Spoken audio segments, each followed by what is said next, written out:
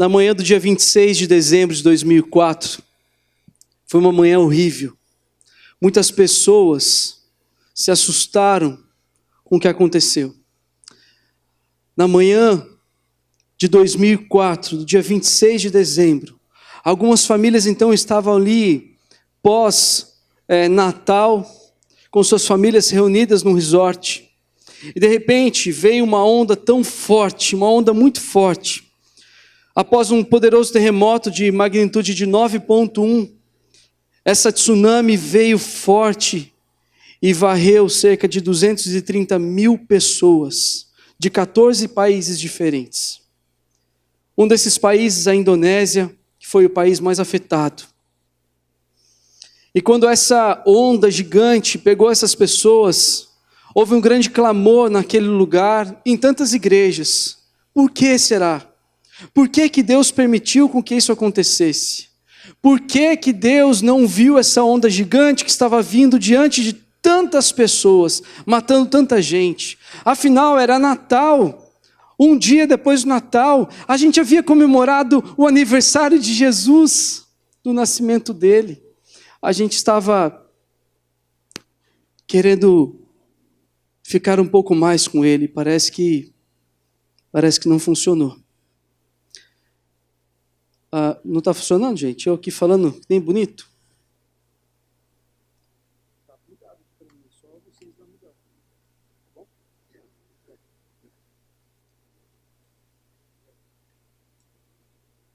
Nessa manhã, essas pessoas então estavam todas prontas para talvez continuar a comemoração até o ano novo. Algumas dessas pessoas ficaram assim surpresas. Por que será que aconteceu isso? Nos outros países que isso não aconteceu, que ninguém foi afetado, que a gente não sentiu nenhum chacoalhadinha, nós olhamos aquilo pela televisão e era difícil de acreditar. De tanta gente havia morrido por causa de uma onda gigante que havia chegado naquele lugar. Mas isso tem acontecido não só no dia 26 de dezembro de 2004. Isso continua acontecendo todos os dias. Famílias inteiras são destruídas pelas tempestades e tsunamis que as pegam de surpresa. As tempestades da vida geralmente pegam a gente de fato de forma bem inesperada. A gente não sabe de onde vai vir, a gente não sabe se de fato está vindo só para fazer um na nossa vida, ou se de fato é uma onda que vai engolir a gente e que vai exterminar a nossa existência. Algumas famílias gritam por socorro nesse momento em que a onda está chegando. Mas muitas e muitas vezes o socorro, a hora que a onda está chegando, é tarde demais. Parece que a gente não consegue nem alcançar essas pessoas mais. Assim tem acontecido até os dias de hoje. Eu tenho percebido com pessoas que vêm falar comigo, falam assim: pastor, eu não sei mais o que fazer da minha vida. Parece que eu estou num barco furado. O meu casamento é um barco furado. O meu emprego é um barco furado, a minha profissão é um barco furado, a minha igreja é um barco furado, tudo que eu me envolvi é um barco furado. Parece que todas as coisas que eu quis colocar a mão, que eu me senti impulsionado por Deus para colocar as mãos e fazer aquilo com muito prazer, deu errado. E estas coisas que acabaram dando errado, estão me atrapalhando a vida toda. E agora eu tenho medo de qualquer balanço do mar. Isso eu ouço sempre. O sentimento que resta para a gente é um sentimento de, talvez, falta de abrigo, falta de estar junto, falta de alguém que acolha. Hoje, talvez a gente não ouça notícia de tsunami alguma vindo em nossa direção, mas é fácil você perceber perto de você algumas pessoas que estão totalmente abaladas com a tsunami que está na vida delas. Facilmente você vai perceber de algumas pessoas que estão próximas, ou talvez até na sua vida também, você vai perceber algumas situações que te deixam ainda um pouco paralisado. E a pergunta pode ser a mesma: por quê? Por que Jesus permitiu isso? Por que Deus permitiu isso?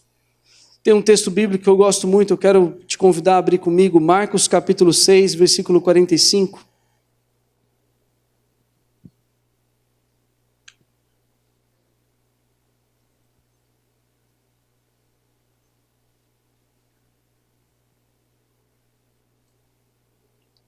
Abra sua Bíblia, ligue seu celular, eu não vou projetar, tá bom? Marcos capítulo 6, versículo 45.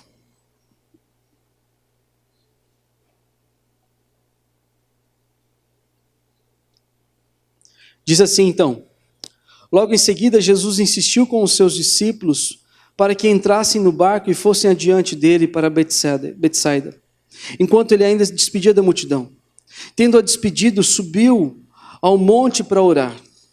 E ao anoitecer, o barco estava no meio do mar, e Jesus se achava sozinho em terra. Ele viu os seus discípulos remando com dificuldade, porque o vento soprava contra eles. À alta madrugada, Jesus dirigiu-se a eles, andando sobre o mar, e estava já a ponto de passar por eles. Quando o viram andando sobre o mar, pensaram que fosse um fantasma. Eles gritaram, pois todos tinham visto e ficaram aterrorizados.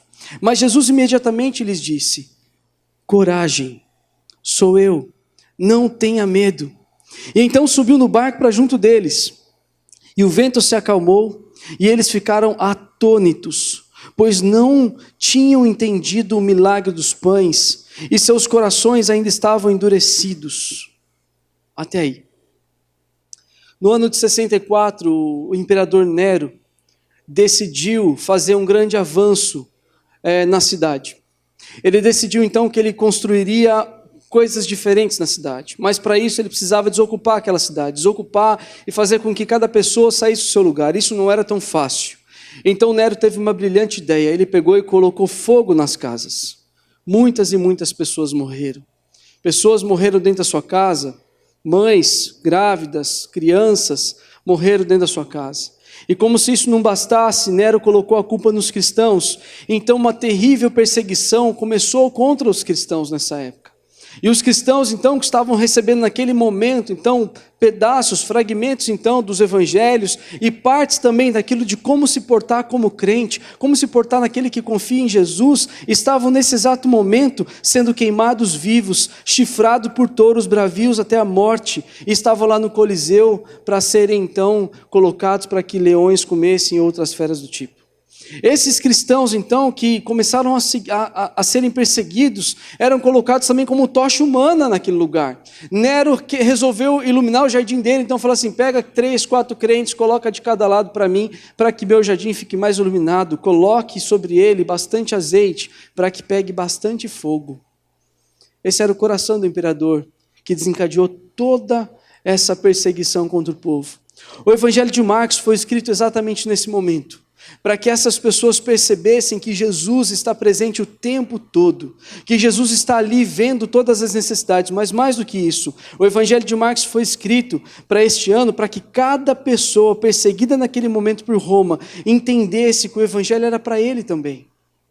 E cada pessoa que estava lendo os escritos de Marcos, chamado João Marcos, poderia entender então que de fato aquela perseguição vinha também com a autorização e permissão de Deus.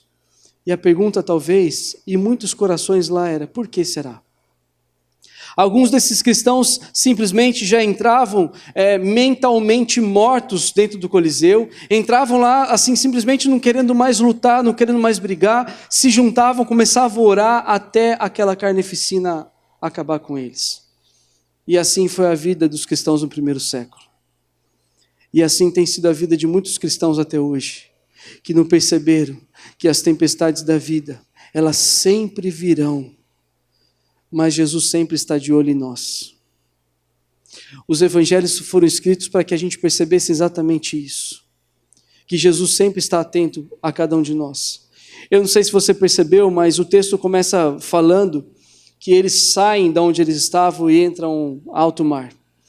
Esse é um momento que os discípulos estão cansados, eles vinham então de uma tarefa árdua, Jesus estava pregando nas cidades, as pessoas então acabaram seguindo Jesus para um lugar deserto, e Jesus olhou para eles e falou assim: então agora a gente vai ter que, além de dar a palavra, alimentá-los, cuidar dessas pessoas, e depois a gente vai embora. Então depois de um dia cansativo, de uma noite, de uma tarde bem cansativa, chega ao entardecer, Jesus tem uma missão. A missão de Jesus era orar, e diz aos seus discípulos: entrem no barco e voltem para o outro lado. Nós vamos para Betsaida, nós vamos para um outro lugar. E os discípulos entraram no barco sem entender, talvez um pouco cansados, e começaram a enfrentar o mar com dificuldade. E uma das coisas mais maravilhosas que eu vejo nesse texto é que ainda que esse mar da Galileia, um mar revolto do nada, Jesus conhecia muito bem, não o mar, não só o mar, mas conhecia muito bem o coração dos seus discípulos. Ele sabia que eles estavam ali com dificuldade.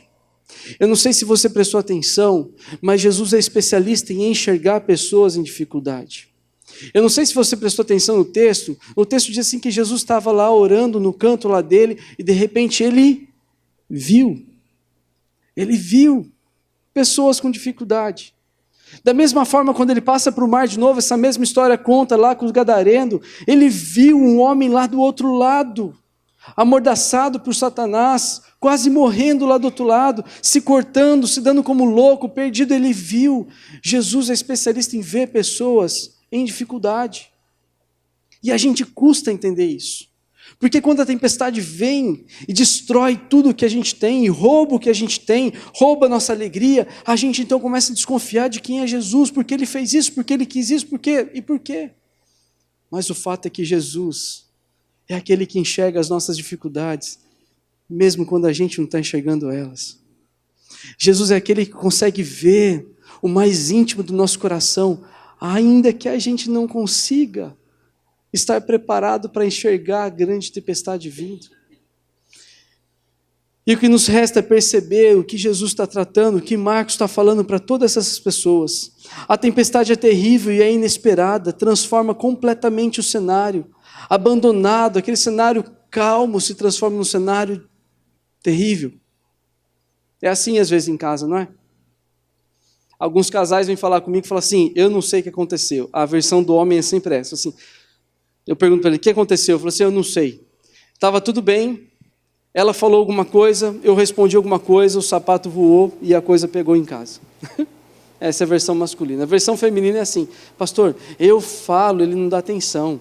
Eu expliquei para ele todos os detalhes que aconteceu o dia inteiro, ele falou, aham. Eu perguntei assim, aí, o que você acha? Ele falou assim, do quê?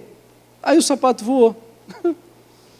Brigas como essas simplesinhas acontecem também, eu ouço também todas elas.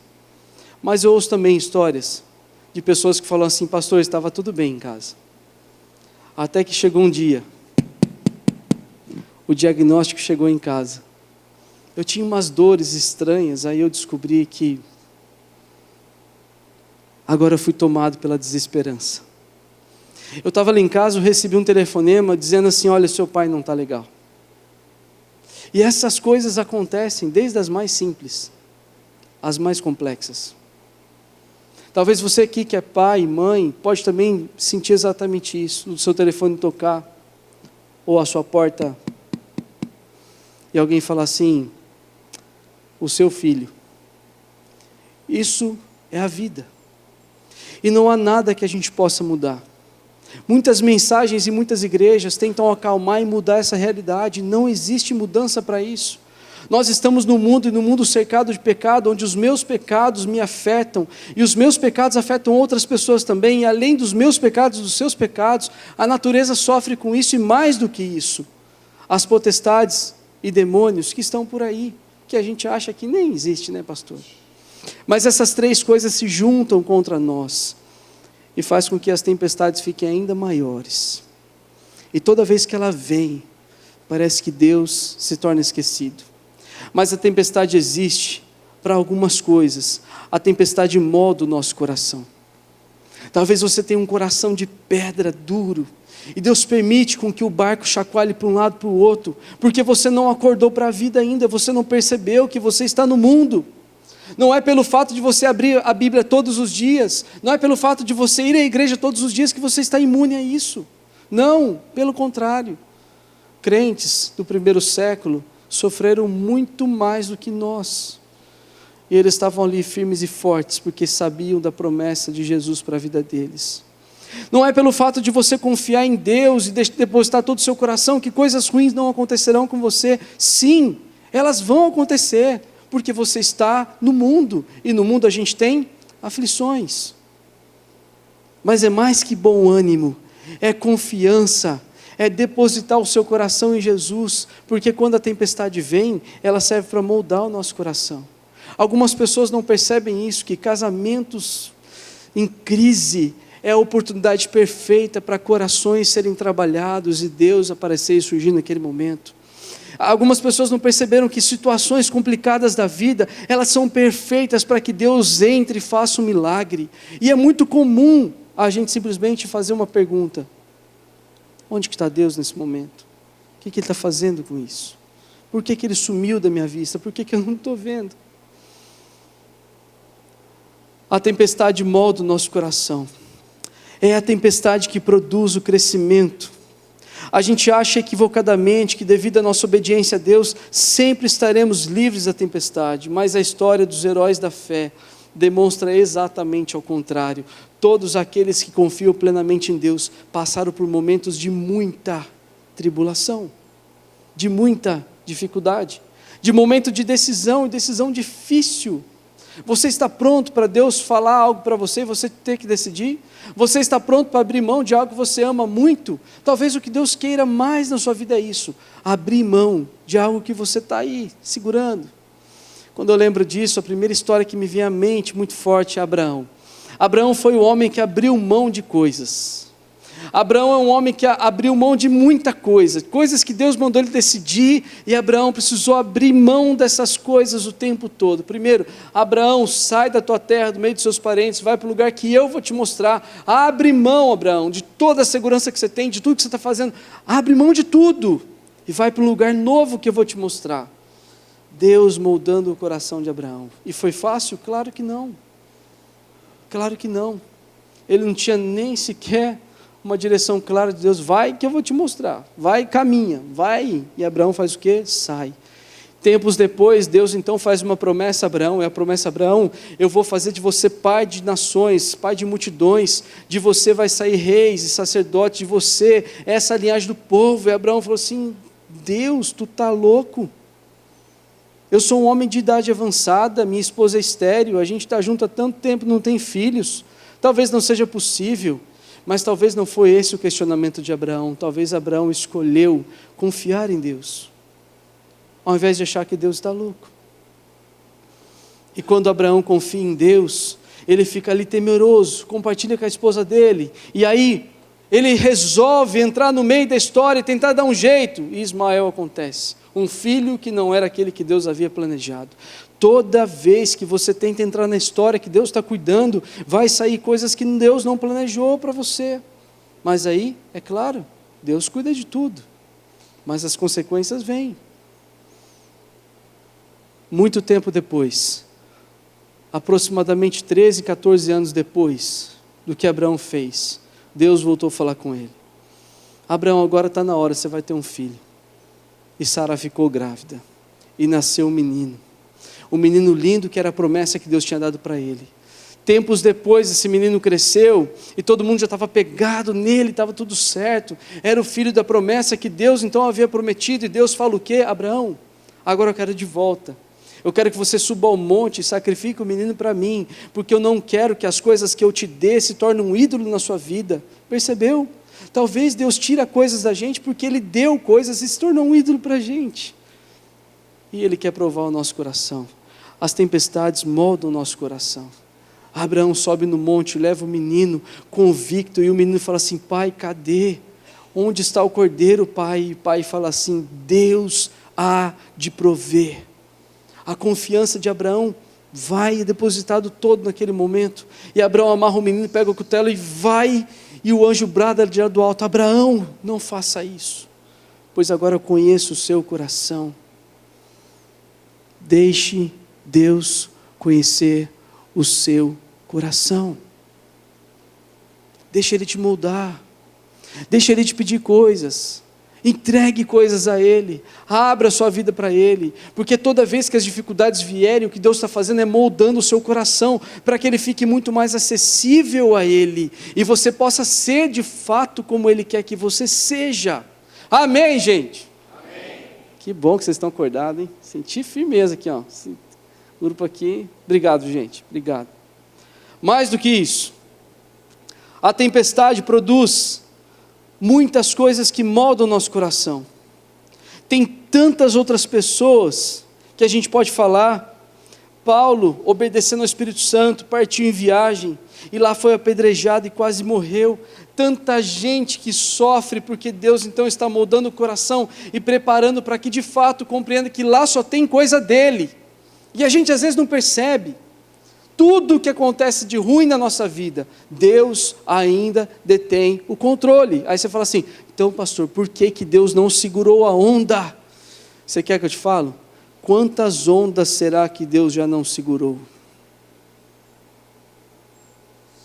Quantas ondas Deus já não segurou por aí? E parece que aquela era mais uma que Deus deixou passar, para que o nosso coração fosse trabalhado. Jesus então olhou para aqueles discípulos e foi em direção deles, porque Jesus percebe que é no meio da tempestade que produz desapego em nós.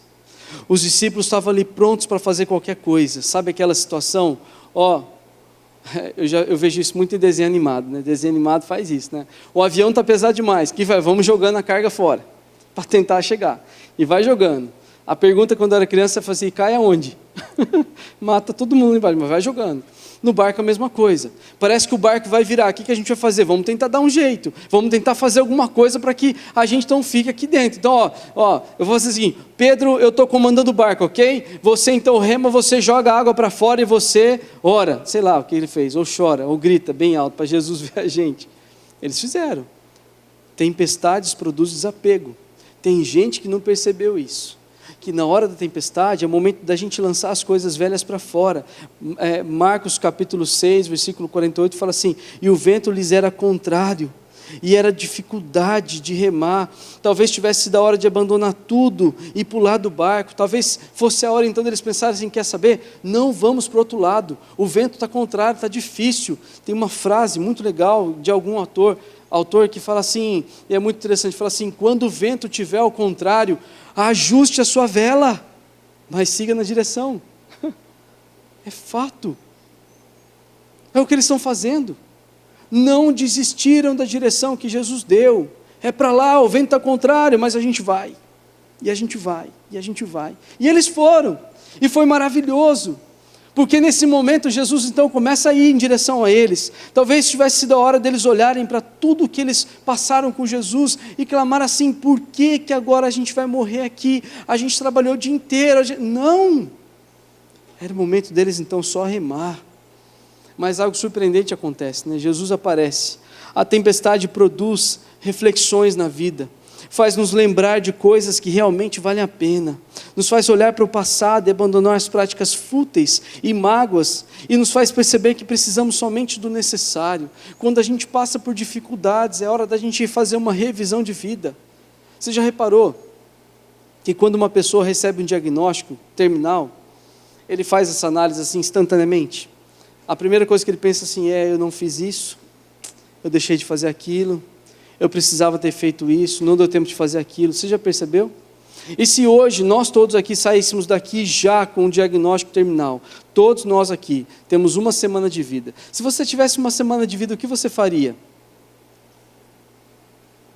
Alguns vão falar assim, tudo, que você imaginar, pastor. Outros vão falar assim, eu ia sair, ficar aqui na igreja o tempo todo orando. Uma semana de vida, ficar aqui pertinho de Deus, para ver se eu vou. Alguma coisa. Mas eu acho que a melhor pergunta que a gente tem que fazer é, se você tivesse uma semana de vida, o que você não faria? O que você abandona, o que você tem que jogar fora? Quais são as coisas que você tem que rever? E falar assim, chega, eu não vou mais mexer com isso. Essa mágoa que eu carrego há anos, está na hora de jogar fora. Porque a tempestade produz também maturidade. Faz com que a gente olhe, pense na nossa vida. O que está valendo a pena e o que não está.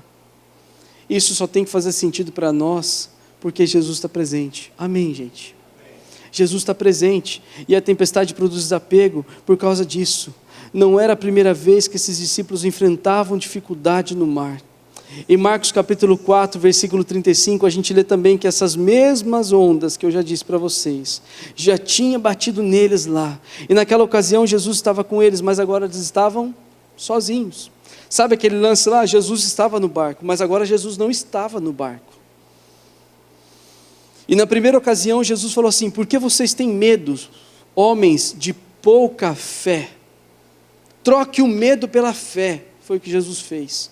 Mas nessa ocasião, Jesus não está presente. Quem vai falar para eles, troque o medo pela fé? Então eles estão firme e forte. E parece que Jesus faz uma piada com eles, né? Já está difícil, Jesus, a onda lá. Eu estou tentando não ter medo. De repente ele aparece andando na água. E o texto diz assim, e eles gritaram de medo, é um fantasma. E é um texto engraçado, é para ser engraçado. Eu acho que quando Marcos escreve, é para mostrar algo bem destoante do primeiro texto, que Jesus está presente. E outra, que Jesus está chegando entre eles têm medo da presença de Jesus, sabe por quê? Porque eles não imaginavam que Jesus podia andar nas águas. Quem falou? Pensa comigo, você já imaginou? No começo do texto, Jesus fala assim, Pedro, empresta seu barco, né? E eu vou me retirar um pouquinho no barco, assim, para trás, para que as pessoas possam me ouvir e me ver. Ele precisava de barco? Não, se ele anda sobre as águas, não precisa de barco. Por que ele estava deitado? De repente, eles começaram assim, ele anda na água. Uau, o que é isso? E Marcos deixa bem destoante isso, o medo deles de perceber Jesus andando pelas águas. Sabe por quê? Porque ele não dá só pão.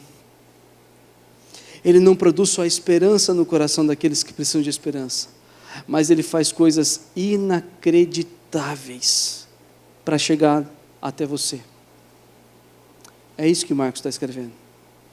O susto foi porque assim eles não podiam imaginar que Jesus ia fazer aquilo, andar sobre as águas e chegar até eles como se nada tivesse acontecendo. Percebeu? Marcos faz esse movimento para que você percebesse uma coisa: Jesus, olha para mim, Jesus vai fazer coisas inimagináveis para chegar até você. E Marcos está dando esse recado para a gente. E Marcos está apontando, você olha outros textos, ele cura, ele multiplica o pão, coisa absurda. Ele vai fazendo coisas uma atrás da outra, agora também ele anda sobre as águas. E a coisa mais incrível de todas ele há de fazer ainda, que eles não achavam que fosse aquela lá mais incrível de todas, que é morrer por mim e por você. Jesus, ele tem poder para chegar a nós da maneira como ele quer. Mas é mais do que isso.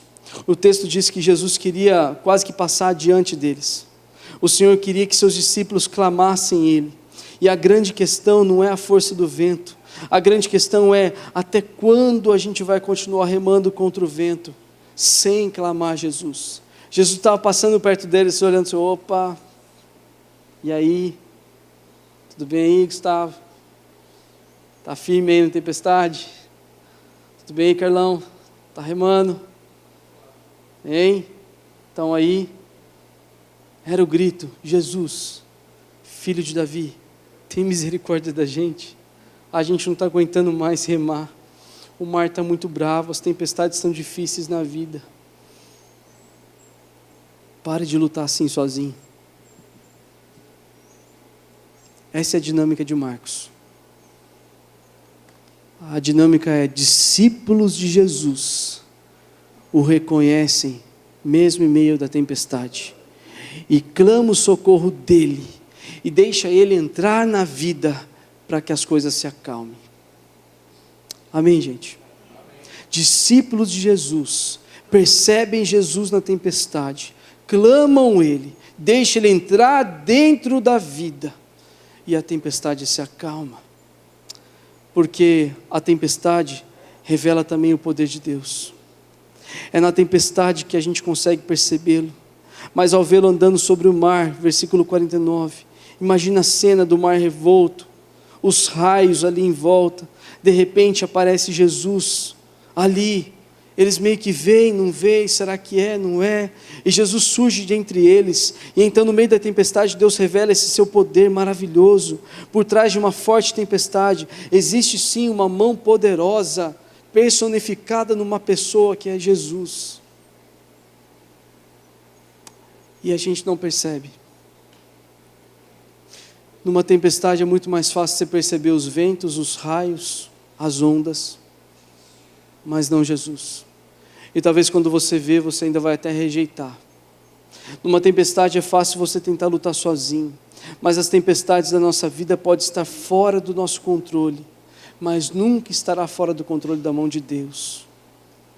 Seja qual for a tempestade, seja qual for a situação, Deus está presente. E sabe por que eu estou dizendo isso para vocês hoje? Por uma razão muito especial. Nós, como igreja, nos esquecemos dessa mensagem. 2020, nós seremos então o lugar onde as pessoas mais morrem de depressão, de síndrome do pânico e de doenças psicossomáticas. Em 2020 vamos nos tornar, toda a nação e fora da nação, no mundo todo, aqueles que mais morrem com excesso de amanhã e com peso de ontem.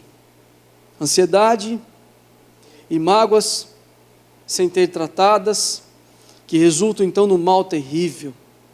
A razão de eu dizer tudo isso é por perceber cada vez mais que essa mensagem que Jesus é a esperança a qualquer momento, estando no momento bom, estando no momento ruim, pessoas que passaram por momentos bons, pessoas que estão vivendo momentos ruins, que passaram por momentos ruins, experimentaram a presença de Jesus, constataram que de fato Ele é Deus e provaram desse poder dEle. E a gente às vezes esquece dessa mensagem poderosa, que livra a gente e livra outra pessoa também.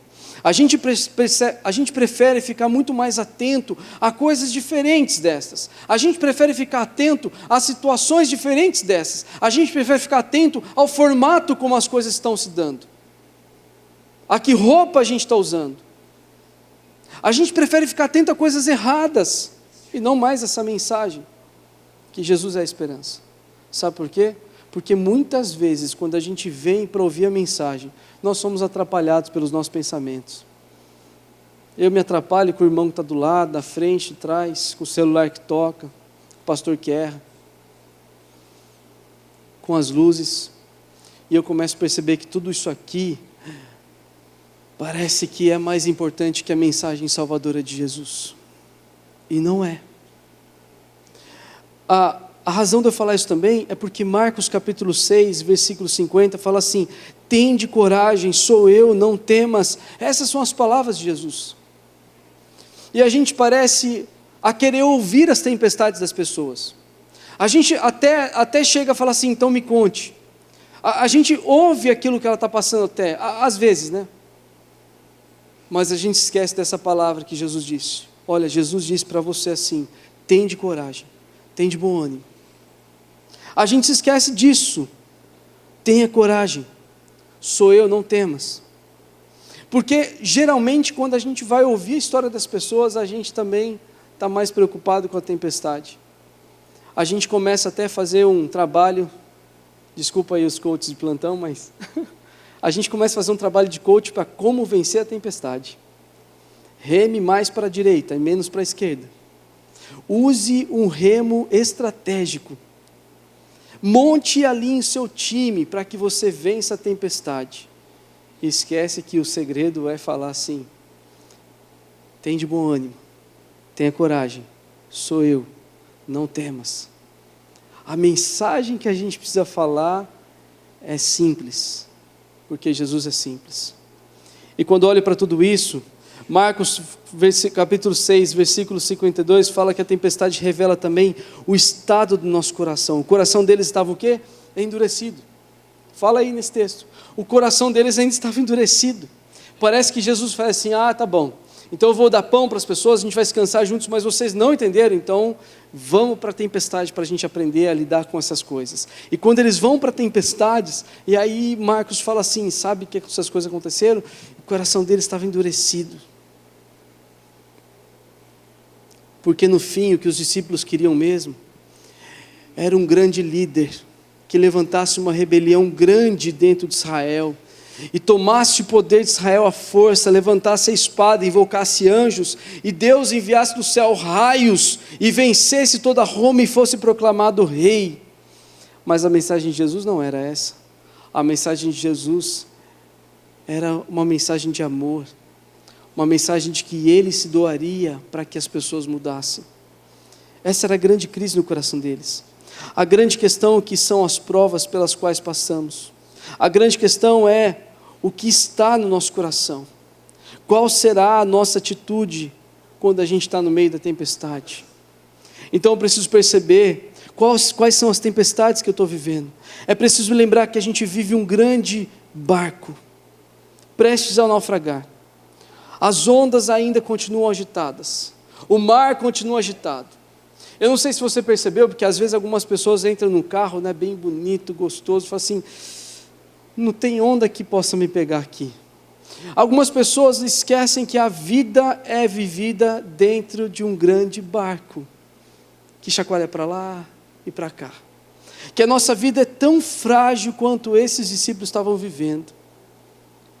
O nosso fim, que era a morte certa, que era a onda vai te engolir, foi interrompido por essa entrada de Jesus. E o que Marcos está fazendo é exatamente isso, contando uma história que talvez você nunca percebeu. A história que Marcos conta é: a sua vida pode estar sendo vivida hoje dentro de um grande barco, onde tempestades e ondas altas estão tentando te afundar. Mas Jesus, ele vai vir ao meio dessa onda toda. Ele vai entrar dentro da sua história e vai mostrar para você que você não vai morrer dentro desse barco, mas ele vai acalmar a tempestade e vai levar você para o outro lado. E é exatamente o que Marcos está tentando contar, o que vai acontecer. Jesus é aquele que entrou na nossa história quando o nosso barco ia virar a qualquer momento. Então ele pagou um preço de enfrentar as ondas, enfrentar o mar, enfrentar a fúria dos ventos. E essa onda forte fez com que ele pagasse um preço alto, e Marcos conta exatamente isso para a gente. O preço alto foi o preço de morte. Jesus morre para que o mar se acalme, e a gente chegue do outro lado, que é a vida eterna prometida com Deus. A história de Marcos fala assim: cristãos, eu sei que estão queimando vocês, eu sei que seus filhos foram mortos na frente de vocês, devorados por leões. Eu sei que não está fácil viver sob o domínio de Nero, e não está fácil viver sob o domínio do mundo de hoje, mas tem mais. Tem de bom ânimo, tenha coragem, eu estou presente. Eu não sei se você percebeu isso. Se você não percebeu, você está lutando sozinho. Mas se você percebeu, clame a Jesus e deixe Ele entrar no seu barco. Feche seus olhos um instante.